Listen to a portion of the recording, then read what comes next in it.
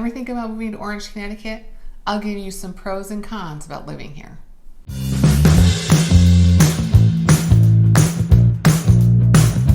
Hi, I'm Stacy Olson with the Valentini team at William Ravis Real Estate. And on my channel, I'm going to tell you everything you need to know about living on the Connecticut shoreline.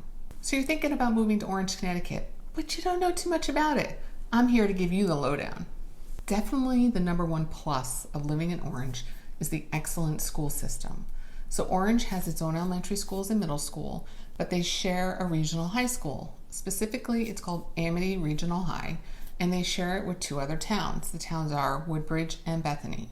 There's about 2,100 students that currently go there, and it's consistently rated in the top 10 for public schools in Connecticut. So if you want to check that out, I would highly recommend you go to greatschools.org or niche.com to get all the specifics. But Orange definitely is known for having an excellent school system. The one minus is that the Amity Regional High is actually located in Woodbridge. So depending on where you live in Orange, it can take 20 to 25 minutes to get there. But in the grand scheme of things, to get a really excellent education, the longer ride might be worth it. Another great thing about Orange is the community center. It's called the High Plains Community Center, and it's a treasure trove of activities for the town.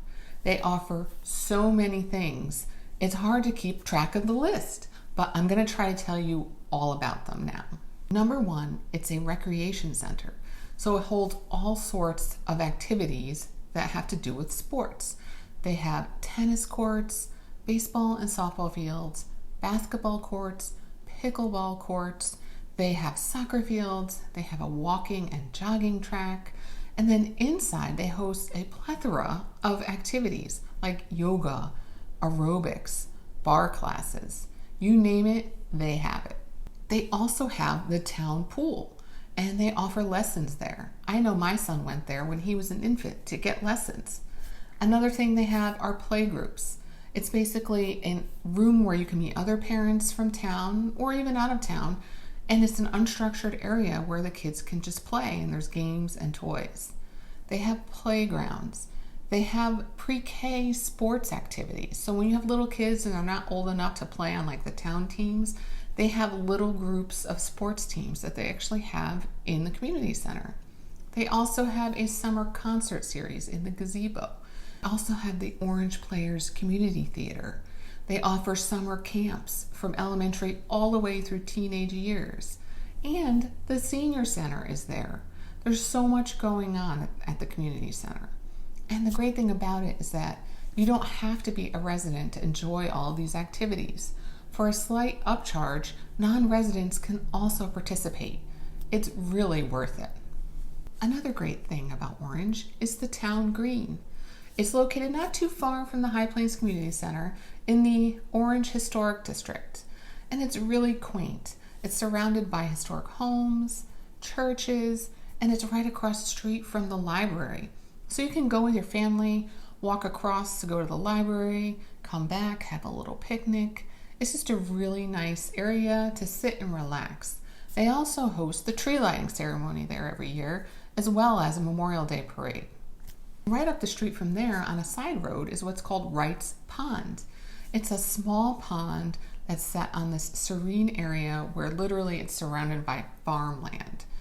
And what's nice about it is that they have benches. You can sit there in the summer and watch the wildlife. There's ducks and geese.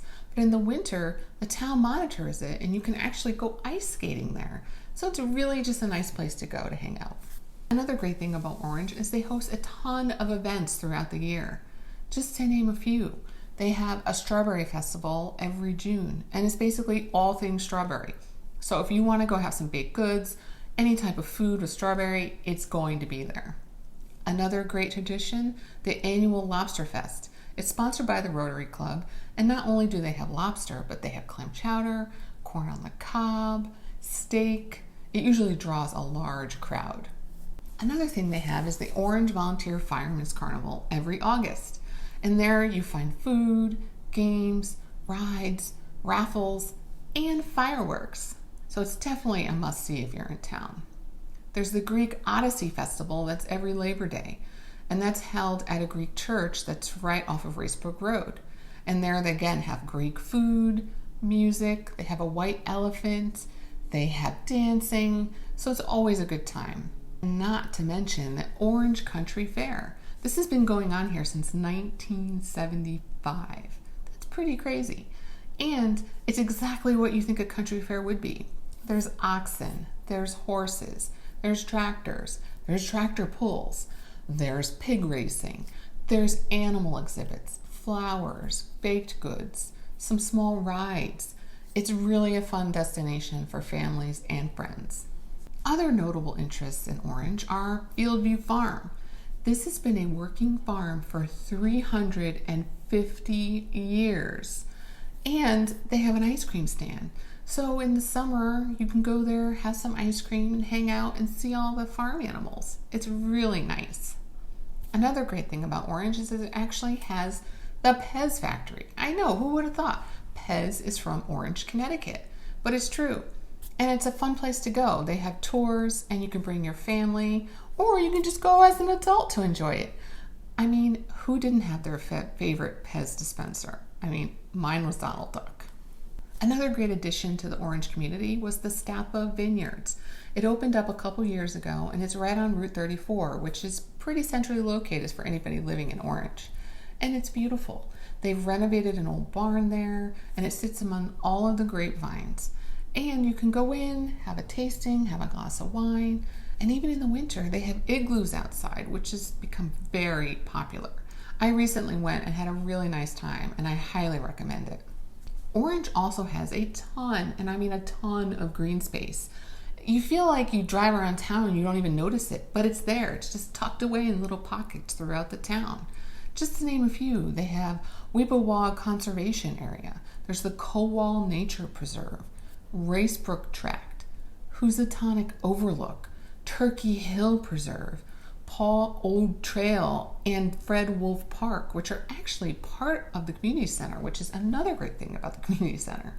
But I mean, that's a ton of green space for hiking, picnics, anything you want to do, and it's all right here in Orange. Another great thing about Orange is its close proximity to New Haven, I-95, and the Merritt Parkway.